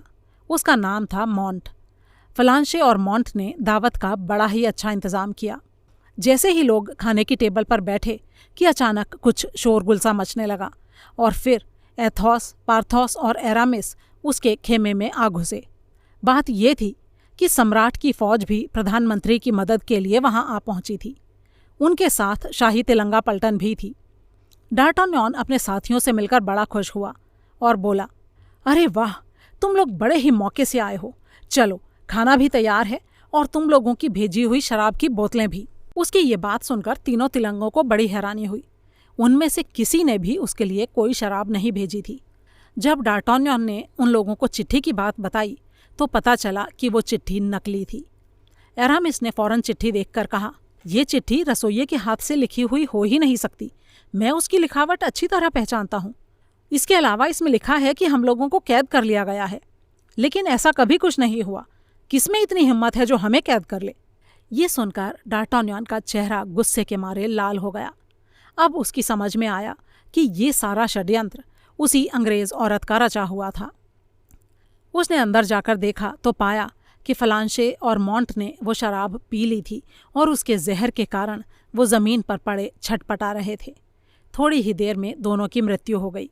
डार्टान्यन ने सारी शराब नाली में फेंकवा दी और मेहमानों को हाथ जोड़कर माफ़ी मांगते हुए विदा कर दिया। जब सब लोग चले गए तो वो अपने साथी 3 तिलंगों के साथ बैठकर इस बात पर विचार करने लगा कि उस अंग्रेज औरत से भला कैसे पीछा छुड़ाया जाए, क्योंकि वो तो हाथ धोकर ही उनके पीछे पड़ गई थी। अंत में सबने ये तय किया कि डार्टन्योन को एक बार उससे मिलना चाहिए और साफ साफ ये कह देना चाहिए कि अगर वो फौरन फ्रांस छोड़कर नहीं गई तो उसकी खैर नहीं है। रोचेल का घेरा खत्म होने के बाद अंग्रेजी फौज के सेनापति ड्यूक ऑफ बकिंघम इंग्लैंड वापस लौट गए। जब फ्रांस के प्रधानमंत्री कार्डिनल को ये पता चला तो उन्होंने लेडी केल्रिक, जो उनकी मित्र थी, उसे चुपचाप इंग्लैंड भेज दिया ताकि वो वहाँ पर ड्यूक के खिलाफ कोई गहरा षड्यंत्र रच सके। प्रधानमंत्री के अलावा किसी और को पता भी नहीं चला कि लेडी फ्रांस छोड़कर जा चुकी है। उधर जब लेडी केल्रिक का जहाज़ इंग्लैंड के पोर्ट्समाउथ नामक बंदरगाह में पहुंचा तो वहां पर एक समारोह हो रहा था। नए तैयार हुए 4 जहाज़ों को बड़ी ही धूमधाम के साथ पानी में उतारा जा रहा था। ड्यूक भी सज धज कर समारोह में हिस्सा लेने वहां आए हुए थे। लेडी ने अपने जहाज़ की छत पर से ही ये देख लिया था कि ड्यूक बंदरगाह के घाट पर कुछ लोगों के साथ खड़े हुए हैं। इतने में अचानक एक घटना घट गई। जब लेडी दूसरे यात्रियों के साथ जहाज से उतरकर और एक नाव में बैठकर घाट की तरफ जाने लगी तो अचानक एक आदमी ने उसको पहचान लिया। लेडी भी उसे जानती थी। वो बंदरगाह पर यात्रियों की तलाशी लेने का काम करता था। बंदरगाह पर नियुक्त खुफिया विभाग का वो दारोगा था। जब लेडी ने देखा कि वो बराबर उसके पीछे लगा हुआ है तो वो कुछ घबराई और मन ही मन थोड़ा डरने लगी। लेकिन ऊपर से उसने नाराज होकर दारोगा से कहा, आप मेरे पीछे क्यों लगे हुए हैं? मैं कोई परदेसी थोड़े ही हूँ, मैं तो यहीं की हूँ। मेरा नाम लेडी केल्रिक है। दारोगा ने जवाब दिया, जी हाँ, मैं जानता हूँ। आपको किसी बात की तकलीफ ना हो इसीलिए आपकी सेवा में हाजिर हुआ हूँ। असल में क्या है ना, ये लड़ाई का ज़माना है तो हम लोगों को हर आदमी की ठीक से जांच पड़ताल करनी पड़ती है। मुझे आपके साथ आपके रुकने की जगह तक जाना पड़ेगा। आइए, बाहर घोड़ा गाड़ी तैयार खड़ी है। आपको किसी सराय में ठहरना है? लेडी ने कोई जवाब नहीं दिया। बंदरगाह के दफ्तर के बाहर एक घोड़ा गाड़ी खड़ी थी। लेडी और दारोगा चुपचाप उसमें जा बैठे। गाड़ी चल पड़ी। लेडी अब बुरी तरह से घबराने लगी थी। उसकी समझ में नहीं आ रहा था कि आखिर दारोगा उसे कहाँ ले जा रहा था। गाड़ी शहर के बाहर आ पहुंची थी और अब तक अंधेरा भी हो गया था। गाड़ी अब शहर को छोड़कर किसी सुनसान इलाके में दौड़ी चली जा रही थी। लेडी ने उससे कहा, ये तुम मुझे कहाँ ले जा रहे हो? मैं तुम्हारे साथ नहीं जाऊंगी। लेकिन उसके बाद भी दारोगा ने कोई जवाब नहीं दिया और पहले की ही तरह चुपचाप बैठा रहा। अब लेडी और भी ज्यादा घबरा गई और उसने चलती हुई गाड़ी से कूदने के लिए उसका दरवाज़ा खोलने की कोशिश की। तब दारोगा ने कहा, ऐसा कुछ करने की सोचिएगा भी मत, वरना इससे आपका ही नुकसान होगा। मन मारकर बड़बड़ाती हुई लेडी गाड़ी में बैठी रही। कुछ देर बाद गाड़ी एक मजबूत किले के सामने आ खड़ी हुई। गाड़ी के रुकते ही किले का लोहे का फाटक खुला और दारोगा लेडी को उतारकर किले के अंदर ले जाने लगा। लेडी ने कहा, लगता है तुम मुझे कैद कर रहे हो, लेकिन याद रखना कि तुम मुझे ज़्यादा दिनों तक यहाँ रख नहीं सकोगे क्योंकि मैं बिल्कुल निर्दोष हूँ, मैंने कुछ नहीं किया है। दारोगा ने इस बार भी उसकी बात का कोई जवाब नहीं दिया। उसने अपनी जेब से सीटी निकाली और उसे 3 बार बजाया। देखते ही देखते कुछ सैनिक वहाँ पर आ पहुँचे। उनको गाड़ी की तरफ जाने का इशारा करके वो लेडी को पत्थर की एक सीढ़ी पर से होते हुए ऊपर की मंजिल पर एक बैठक में ले गया। बैठक की खिड़कियों में मोटे मोटे सींखचे लगे हुए थे। असल में ये पूरा ही किला एक कैद खाना था। लेडी केल्रिक एक आराम कुर्सी पर बैठ गई। उसे अभी तक ये भी नहीं पता था कि किसके हुक्म से उसे यहाँ लाया गया है। उसने एक बार फिर से ऑफिसर से गिड़गिड़ाते हुए कहा, ईश्वर के नाम पर मैं तुमसे प्रार्थना करती हूँ, मुझे कम से कम ये तो बता दो कि आखिर मुझे यहाँ कैद क्यों किया जा रहा है। इस पर दारोगा ने कहा, मुझे जितना मालूम है मैं बस उतना ही बता सकता हूँ। मुझे आपको इस कमरे में रखने का हुक्म मिला है और इसीलिए मैं आपको यहाँ लेकर आया हूँ। मुझे कहा गया था कि बंदरगाह से ही आपको यहाँ पहुँचा दिया जाए, तो मैंने अपनी ड्यूटी पूरी की। अब मेरी जगह कोई दूसरा आदमी आपको संभालेगा। लेकिन वो दूसरा आदमी है कौन? इतने में ही बाहर बरामदे में कुछ सिपाहियों के चलने की आवाज़ आई। फिर धीरे धीरे चलते हुए किसी के जूतों की आवाज़ नज़दीक आने लगी। दारोगा ने कहा, जिनके बारे में आप पूछ रही हैं वो खुद आपके सामने खड़े हैं, देख लीजिए। इतना कहकर उसने दरवाजे की तरफ इशारा किया। पहले तो लेडी केल्रिक उसे पहचान नहीं सकी, लेकिन फिर चौंक कर बोली, अरे भाई साहब आप। लॉर्ड विंटर ने आगे बढ़कर सिर झुकाते हुए कहा, जी हाँ, ये मैं ही हूँ और ये मेरा ही किला है। लेडी ने हैरानी से कहा, तो क्या तुम ही ने मुझे कैद किया है? मैं तुम्हारे किले में एक कैदी की तरह रहूंगी? ऐसा व्यवहार तुम्हें शोभा नहीं देता है। दारोगा के चले जाने के बाद लॉर्ड विंटर ने कहा, तुम फिर से इंग्लैंड आ पहुंची हो। तुमने तो पेरिस में कसम खाई थी कि अब तुम कभी इंग्लैंड नहीं आओगी, लेकिन अब अचानक किस लिए यहाँ तशरीफ लाई हो? अरे, मैं तो सिर्फ आपसे मिलने यहाँ आई हूँ, इसमें आपको इतनी हैरानी क्यों हो रही है? मेरा यहाँ आने का बस यही एक उद्देश्य है। अच्छा, तो तुम मुझे इतना चाहती हो मेरी प्यारी बहन? लॉर्ड ने व्यंग्य से कहा। हाँ और क्या, मैं तुम्हारी सबसे करीब की रिश्तेदार जो हूँ।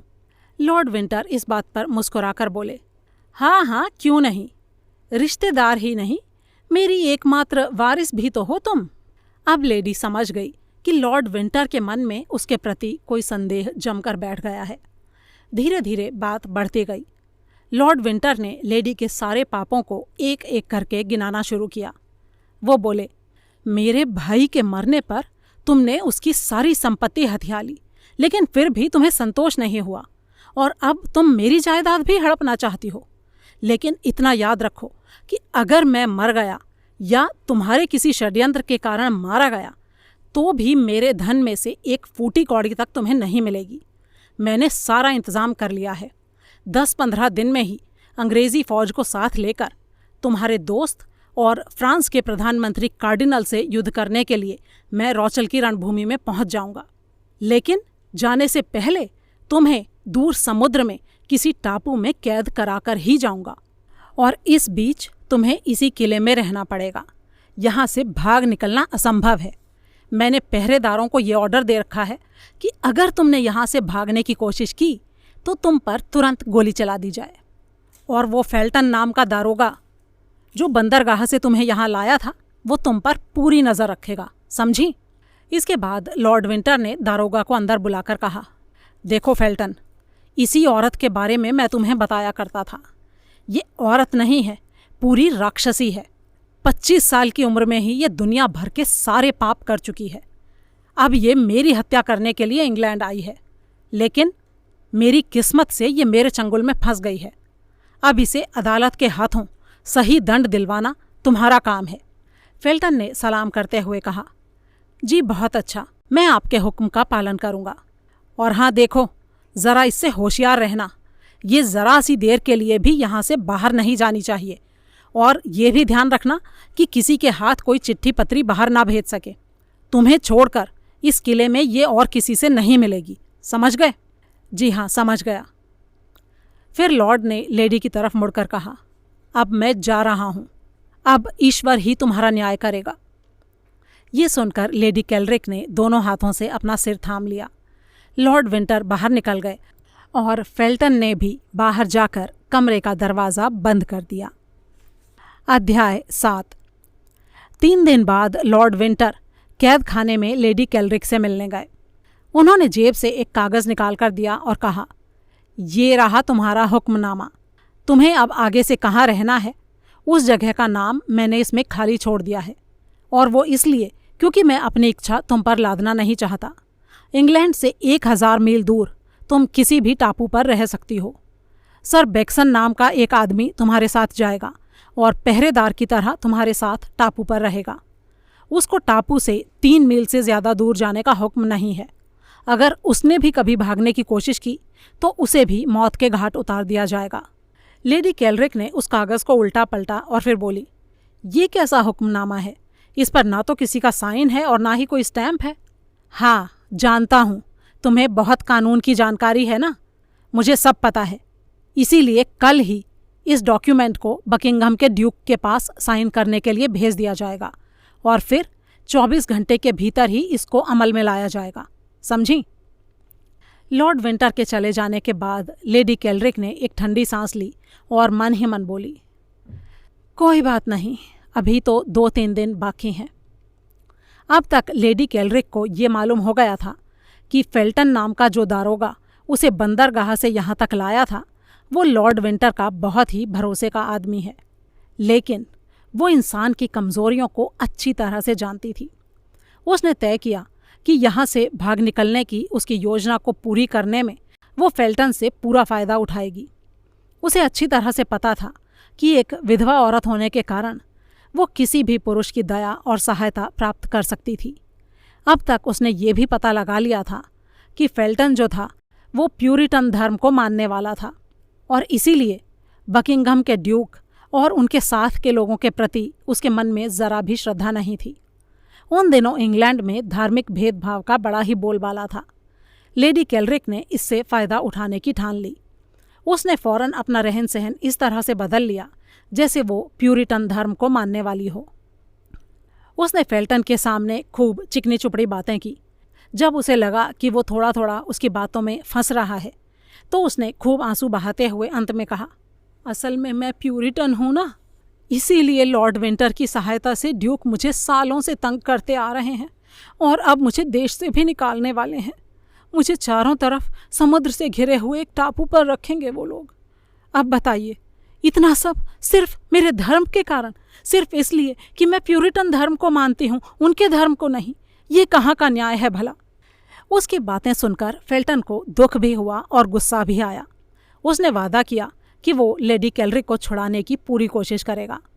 दूसरे दिन जब लॉर्ड विंटर ने आकर उसे बताया कि उसे दक्षिण महासागर के एक टापू पर रखा जाएगा तो वो बिल्कुल नहीं घबराई और बड़ी ही शांति से बोली, हाँ ठीक है, मैं तैयार हूँ।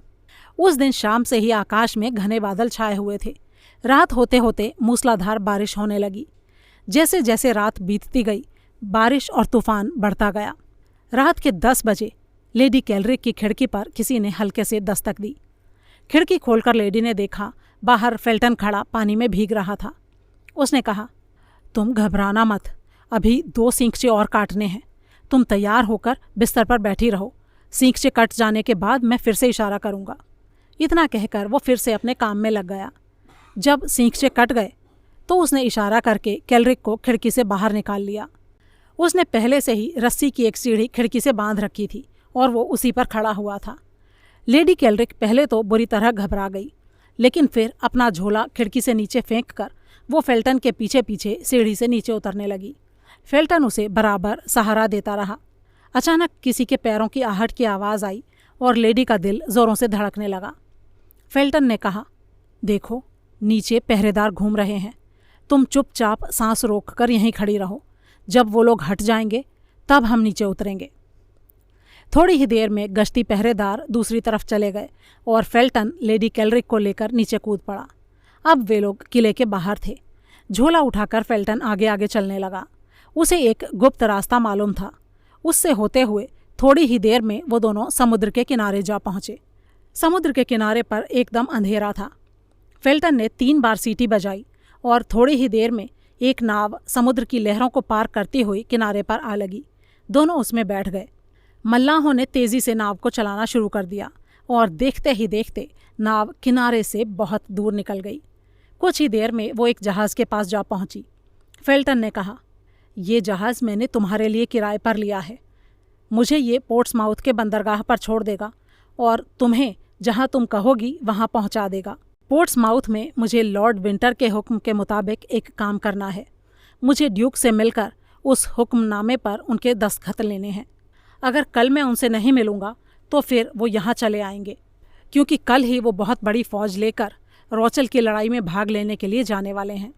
लेडी केल्रिक ने फेल्टन को धन्यवाद देते हुए कहा, फेल्टन, तुम प्यूरिटन धर्म के लिए बहुत बड़ा काम कर रहे हो।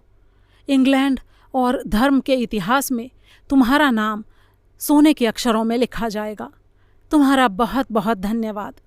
तब तक उनकी नाव जहाज़ के पास पहुंच गई। जहाज़ से रस्सी की एक सीढ़ी नीचे लटकाई गई और दोनों उसके सहारे ऊपर चढ़ गए। जहाज़ के कैप्टन के साथ लेडी केल्रिक का परिचय कराते हुए फेल्टन ने कहा, मैंने तुम्हें इन्हीं के बारे में बताया था। इनको सही सलामत फ्रांस की ज़मीन पर छोड़ आओ। ये बलौन बंदरगाह में उतरना चाहती हैं। तुम्हें 500 मोहरें दी जा चुकी हैं, अब 500 और देनी बाकी हैं। लेडी केल्रिक ने बीच में ही टोकते हुए कहा, कैप्टन, अगर तुमने मुझे सही सलामत बलौन पहुंचा दिया तो मैं 500 मोहरों की जगह 1000 मोहरें दूंगी तुमको। पोर्ट्समाउथ बंदरगाह जब थोड़ी ही दूर रह गया तो फेल्टन एक छोटी नाव में उतरकर किनारे की तरफ रवाना हो गया। विदा के समय दोनों में ये तय हुआ कि अगर फेल्टन को गिरफ्तार नहीं किया गया तो अपना काम पूरा करके फ्रांस के बेथून नाम के नगर के प्यूरिटन मठ में लेडी केल्रिक से वो मुलाकात करेगा। और फिर लेडी केल्रिक को साथ लिए वो जहाज़ तेज़ी से फ्रांस की तरफ चल पड़ा। अध्याय 8। जब फेल्टन पोर्ट्समाउथ पहुंचा तो सुबह के 8 बज चुके थे। सड़कों पर लोगों का आना जाना शुरू हो गया था। युद्ध के नगाड़े बज रहे थे और समुद्र के किनारे सिपाहियों के झुंड इकट्ठे हो रहे थे। थोड़ी ही देर में वो ड्यूक के महल के पास पहुंचा। बकिंघम के ड्यूक और लॉर्ड विंटर में बड़ी दोस्ती थी। जब सिपाहियों ने ड्यूक को बताया कि लॉर्ड विंटर का एक आदमी उनसे मिलना चाहता है तो उन्होंने उसे फौरन अंदर पहुंचाने का हुक्म दिया। अंदर जाकर फेल्टन ने ड्यूक से कहा, सर, वो औरत जिसे देश निकाले का हुक्म दिया जा रहा है वो बड़ी ही भली और धार्मिक औरत है, बिल्कुल देवी जैसी है। आप इस हुक्मनामे पर साइन करने के बजाय इस दूसरे कागज़ पर साइन कर दीजिए जिसमें उसकी रिहाई का हुक्म लिखा हुआ है। इतना कहकर फेल्टन ने एक दूसरा कागज़ भी निकालकर ड्यूक के सामने रख दिया। ये देखकर ड्यूक को गुस्सा आया। उन्होंने डांटते हुए कहा, कहीं तुम पागल तो नहीं हो गए हो? तुम आखिर हो कौन? ड्यूक को क्या करना चाहिए और क्या नहीं करना चाहिए, इसकी राय देने वाले तुम कौन होते हो? लेकिन फेल्टन के सिर पर तो धर्म और लेडी केल्रिक का नशा सवार था। वो उसके कहने पर यह मान बैठा था कि ड्यूक इंग्लैंड में प्यूरिटन धर्म के मानने वालों के सबसे बड़े शत्रु हैं। वो कड़क कर बोला, ड्यूक, आपके अत्याचार से आज इंग्लैंड की जनता त्राही त्राही कर रही है। आपने पूरे राज्य पर कब्जा कर रखा है और मनमाने ढंग से लोगों को तंग करते रहते हैं। मैं आपको खबरदार कर रहा हूँ, इस कागज़ पर तो आपको साइन करना ही पड़ेगा क्योंकि लेडी केल्रिक बहुत भली महिला है। उनको देश निकाले की सज़ा देना एक बहुत ही बड़ा अन्याय है आपकी तरफ से। अब ड्यूक को गुस्सा आ गया। वो उसकी बकवास इससे ज़्यादा सहन नहीं कर सके। उनकी तलवार थोड़ी दूरी पर रखी थी। वो उसे उठाने के लिए लपके, लेकिन फेल्टन अपनी कमर से छुरी निकालकर उनके रास्ते में आ खड़ा हुआ। ड्यूक घबराकर 2 कदम पीछे हटे और उन्होंने अपने एक नौकर को आवाज़ लगाई। फेल्टन को लगा कि अब देरी करना ठीक नहीं है। वो जल्दी से ड्यूक पर कूद पड़ा। उसकी छुरी ड्यूक की छाती के पार हो गई और वो लहूलुहान होकर ज़मीन पर गिर पड़े। जब तक ड्यूक का कोई आदमी वहाँ पहुँचे उससे पहले ही फेल्टन खिड़की में से कूदकर महल के बाहर आ गया। कुछ दूर पहुँचने पर एक मोड़ के पास अचानक लॉर्ड विंटर से उसकी भेंट हो गई। लॉर्ड हाँफते हुए चले आ रहे थे। उन्हें कुछ ही देर पहले पता चला था कि लेडी केल्रिक भाग निकली है। फेल्टन को खून से सनी छुरी लेकर ड्यूक के मकान के पास से भागते हुए देखकर वो सब कुछ समझ गए। उन्होंने कहा, फेल्टन, ये तुमने ठीक नहीं किया। उस दुष्ट औरत के फंदे में फंसकर तुमने इंग्लैंड का कितना बड़ा नुकसान किया है तुम सोच भी नहीं सकते। इसके बाद उन्होंने फेल्टन को लेडी केल्रिक का सारा किस्सा कह सुनाया और ये भी बताया कि वो कितनी दुष्ट है और अब तक कैसे कैसे अपराध कर चुकी है। फेल्टन हैरान होते हुए बोला, लेकिन सर, उसने तो मुझे बताया था कि वो धर्म के लिए ही जीवन बिता रही है। उसने पूरी तरह मेरा साथ देने का वादा किया था। उसने ये भी कहा था कि धर्म के युद्ध में अगर मैं मारा गया तो वो भी अपनी जान दे देगी। लॉर्ड विंटर ने माथे पर हाथ मारते हुए कहा, अरे बेवकूफ़, मरना तो सिर्फ तुम्हें पड़ेगा। वो तो हमेशा जिंदा रहने की कोशिश करेगी और देश का सर्वनाश करके ही दम लेगी। ऐसी औरत है वो। ये सब सुनकर फेल्टन मारे शर्म के अपना मुंह छिपाकर ज़मीन पर गिर पड़ा। लॉर्ड विंटर के सिपाहियों ने आकर उसे गिरफ्तार कर लिया। लॉर्ड ने कहा, ये मत समझना कि अकेले तुम्हें ही सज़ा मिलेगी। जिस दुष्ट औरत ने तुमको इस काम के लिए भड़काया है उसे मैं जहाँ से भी होगा खोज निकालूंगा और उचित सज़ा दूंगा। फेल्टन बेचारा पछताने के सिवा अब और कर भी क्या सकता था। अध्याय 9। लॉर्ड विंटर ने बहुत खोज करने के बाद अंत में ये पता लगा ही लिया कि लेडी केल्रिक फ्रांस के बेथून शहर में रह रही है। फ्रांस पहुंचने पर लॉर्ड विंटर ने एथोस, पार्थोस और एरामिस नाम के 3 तिलंगों से मुलाकात की। फिर उन्होंने डार्टान्योन से भी बातचीत की और उसे सारा किस्सा बताया।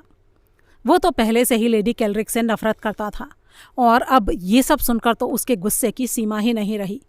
उसने अपने 3 साथियों के साथ कसम खाई कि जैसे भी होगा लेडी केल्रिक को खोज निकालेगा। दूसरे दिन जब सब लोग जाने के लिए तैयार हुए तो एथोस ने कहा, हम लोगों को थोड़ी देर इंतज़ार करना पड़ेगा क्योंकि हमारे साथ एक आदमी और है। कौन आदमी है? उसके साथियों ने पूछा। एथोस ने जवाब दिया, ये मैं अभी नहीं बताऊंगा, जब बताने का टाइम आएगा तो खुद ही उसके बारे में सब कुछ बता दूंगा। इसके बाद उसके साथियों ने इस बारे में उससे और कोई सवाल नहीं किया। थोड़ी ही देर में जिरह बख्तर पहने हुए एक घुड़सवार सैनिक वहां आ पहुंचा। उसने अपने चेहरे पर नकाब डाल रखी थी। फिर सब लोग अपने अपने घोड़ों पर सवार होकर बैतून शहर की तरफ चल पड़े। दिन भर की यात्रा के बाद वे लोग एक मकान के आगे जा खड़े हुए। दूसरे लोगों को वहीं पर रोककर एथोस अकेला आगे बढ़ा। मकान के पास पहुंचकर उसने देखा कि एक कमरे की खिड़की थोड़ी खुली हुई थी। अंदर झांकने पर उसने पहचान लिया कि जिस औरत की खोज में वो लोग आए थे वो अंदर एक टेबल के पास बैठी हुई थी। वो लेडी केल्रिक ही थी। एथोस ने अपने सिपाही को इशारा किया। पलक झपकते ही वो खिड़की में से कमरे में कूद गया। उसे अंदर आते देखकर लेडी ने भागने के लिए कमरे का दरवाज़ा खोला, लेकिन ये देखकर उसके हाथ पैर फूल गए कि दरवाजे पर डार्टन्योन तलवार हाथ में लिए खड़ा था। देखते देखते उसके दूसरे साथी भी कमरे में आ पहुंचे।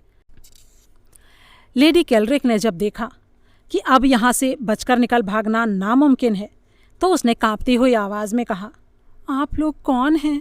यहाँ क्या करने आए हैं? एथोस ने उत्तर दिया, हम लोग शार्लोट नाम के एक आदमी को लेने आए हैं और फिर हमें तुम्हारी भी तलाश थी। क्यों? मुझसे तुम्हें क्या काम है? हम तुम्हें ले जाना चाहते हैं न्याय के लिए, ताकि न्याय हो सके। तुम्हें अपना बचाव करने का पूरा हक मिलेगा। तुम्हारे खिलाफ जो भी शिकायतें हैं वो सब तुम्हें बताई जाएंगी और उनके सिद्ध हो जाने पर तुम्हें दंड दिया जाएगा। अच्छा डार्टन्योन, तुम ही बताओ पहले कि इस औरत के खिलाफ तुम्हें क्या कहना है? डार्टन्योन ने कहा, मैं ईश्वर की शपथ लेकर कहता हूं कि इस औरत ने मुझे जहर खिलाकर मार डालने का षड्यंत्र किया था, लेकिन ईश्वर की कृपा से मैं बच गया और मेरी जगह एक दूसरा आदमी मारा गया। ये सुनकर पार्थोस और अरामिस ने कहा, हाँ, ये बात बिल्कुल सही है। हम इसकी गवाही दे सकते हैं। हमने अपनी आंखों से वो सब देखा है। इसके बाद एथोस के कहने पर लॉर्ड विंटर ने गुस्से से कांपते हुए कहा, इस औरत ने धर्म में अंधे एक युवक को भड़काकर बकिंघम के ड्यूक की हत्या करा दी और मेरी शिकायत बस यहीं पूरी नहीं होती। मेरे भाई के साथ एक औरत की शादी हुई थी, लेकिन शादी के कुछ दिनों बाद ही एक छोटी सी बीमारी से मेरे भाई की मौत हो गई। मैं अभी तक नहीं जान पाया हूं कि आखिर उसकी मौत हुई कैसे थी। इसके पहले एक फ्रेंच आदमी से इनकी शादी हो चुकी थी, लेकिन उसकी मुझे चिंता नहीं। मैं बस ये जानना चाहता हूं कि मेरे भाई की मौत कैसे हुई थी। ये सब सुनकर लेडी केल्रिक ने अपने हाथों में अपना मुंह छिपा लिया और ज़मीन पर बैठ गई। इसके बाद एथोस ने कहा, अब मेरी शिकायत भी सुन लो। जब इस औरत की उम्र छोटी थी तब इसका विवाह मेरे साथ हुआ था। ये सुनकर सब लोग बुरी तरह से चौंक पड़े। एथोस ने अपनी बात जारी रखते हुए कहा, अपने परिवार के लोगों की सलाह को ना मानकर मैंने इसके साथ शादी की थी। मैंने अपनी सारी संपत्ति इसे सौंप दी थी। फिर इसी बीच एक दिन मैंने इसके बाएं कंधे पर एक फूल का निशान बना हुआ देखा। वो निशान उन लोगों को लगाया जाता है जिन्हें अदालत की तरफ से सज़ा मिली होती है। ये सुनते ही लेडी केल्रिक जोर से चिल्लाई, अरे वो तो एक जज ने मुझे झूठ मूठ सज़ा दी थी। मेरे साथ अन्याय किया गया था। मैं दोषी नहीं थी। इस पर जिरह बख्तर पहना वो सिपाही आगे आकर बोला, तुम्हारी इस बात का जवाब देने के लिए मैं हाजिर हूँ। और इतना कहकर उसने अपने चेहरे से नकाब हटा दिया। उसका चेहरा देखते ही लेडी केल्रिक घबराकर चिल्ला पड़ी, नहीं, ये नहीं हो सकता। कौन हो तुम? क्या तुम सचमुच जिंदा हो? हे भगवान! इस पर सब लोगों ने उस सैनिक से पूछा, आप कौन हैं? वो सैनिक मुस्कुराते हुए बोला, ये आप लोग इस औरत से ही पूछ लीजिए। ये बहुत अच्छी तरह से मुझे पहचानती है। लेडी केल्रिक डर से कांपते हुए बोली, हाँ, मैं तुम्हें पहचानती हूँ। तुम लिली शहर की जेल के जेलर हो। मुझे माफ़ कर दो प्लीज़। अजनबी सैनिक ने कहा, हाँ, सही कहा। मैं ही लिली की जेल का जेलर हूँ। मेरा किस्सा इस तरह से है। जब इस कमबख्त औरत का विवाह नहीं हुआ था तब ये फ्रांस के एक मठ में भिक्षुणी की तरह रहती थी। उसी मठ में एक अभागा सन्यासी भी रहता था। इसने किसी तरह से उसको भरमा लिया और अपना धर्म छोड़कर मठ से भाग चलने को कहा। इन लोगों के पास रुपया पैसा नहीं था, इसीलिए इस लड़की ने मठ के बर्तन चुराए और उनको बेचकर पैसे इकट्ठे किए। फिर ये दोनों मठ से भाग गए, लेकिन किस्मत की मार से कुछ ही दिनों में इन दोनों को पकड़ लिया गया और दोनों को जेल की सज़ा हो गई। लेकिन ये लड़की बहुत ही चालाक थी। इसने कैद खाने के एक जवान सिपाही को अपने चंगुल में फंसा लिया और उसकी मदद से वहाँ से भाग निकली और उस अभागे सन्यासी को 10 साल की सज़ा हो गई। 10 साल की सज़ा काट लेने के बाद उसे वहाँ से छुट्टी मिली। सज़ा काटे हुए आदमी की पहचान के लिए उसके कंधे पर फूल का एक निशान दाग दिया जाता था। ये काम मेरे ही जिम्मे था।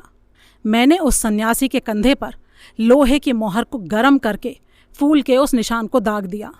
वो सन्यासी और कोई नहीं, मेरा ही छोटा भाई था।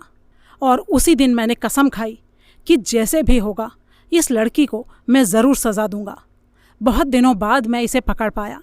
मैंने खुद अपने हाथ से इसके बाएं कंधे पर फूल की मोहर लगाई थी ताकि लोगों को ये मालूम हो सके कि ये भी चोरी के अपराध में जेल जा चुकी है। बाद में मुझे पता चला कि मेरा भाई भी जेल से भाग निकला। सरकार को मेरे ऊपर शक हो गया और भाई की जगह मुझे जेल में बंद कर दिया गया। लेकिन फिर जब एक दिन मेरे भाई को ये सब पता चला तो वो खुद ही वापस लौट आया और जेल से भागने के अपराध में फांसी पर चढ़ गया। इतना कहकर वो चुप हो गया। एथोस ने सब लोगों से पूछा, इस औरत ने अपने जीवन में बहुत सारे अपराध किए हैं, लेकिन अपनी चालाकी से ये हमेशा बचती रही है और अपनी जगह किसी न किसी निर्दोष आदमी को फंसाती रही है। आज हम लोग खुद इसे सज़ा देंगे।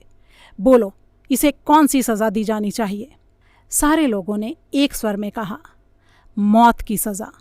लेकिन उन लोगों ने अपने हाथों से उस दुष्ट औरत को नहीं मारा। वो खुद ही नदी में डूबकर मर गई। और इस तरह उसके बाद भी डार्टान्योन और उसके साथी तीनों तिलंगों ने अन्याय से लोगों की रक्षा करने और अन्यायियों को सज़ा देने का अपना काम हमेशा जारी रखा। दोस्तों, ये कहानी आपको कैसी लगी, इसके बारे में अपनी राय शेयर करना बिल्कुल ना भूलें। जल्दी ही एक और कहानी के साथ फिर मिलेंगे। तब तक के लिए विदा।